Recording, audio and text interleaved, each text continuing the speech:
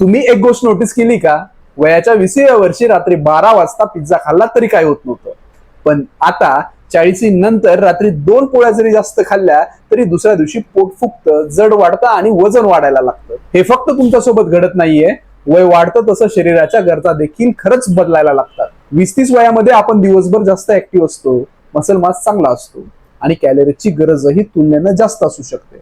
पण 40-50 वयानंतर ऍक्टिव्हिटी कमी होते आणि मसल मास कमी होऊ लागतो आणि आपण मात्र तेच नाश्त्याला पोहे, दुपारी भरपूर भात भाजी, संध्याकाळी चहा बिस्किट आणि रात्री भरपूर जेवण.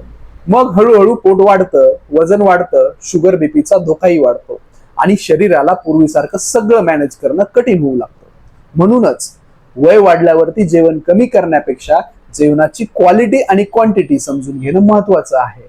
आहारामध्ये प्रोटीन वाढवा, भाज्या आणि फायबर्स वाढवा, तळलेले पदार्थ आणि अननेसेसरी कॅलरीज कमी करा आणि सगळ्यात महत्वाचं तुमच्या वयाला आणि ऍक्टिव्हिटी लेवलला तुमचा आहार मॅच करा. कारण शरीर म्हणत असतं, साहेब तुमचं वय 50 झालंय पण तुमची डाएट अजून 25 वर्षांचीच आहे. तुमचं वय कमेंटमध्ये लिहा, मी तुमच्या वयानुसार आहारात नेमका काय बदल करायचा ते सांगतो.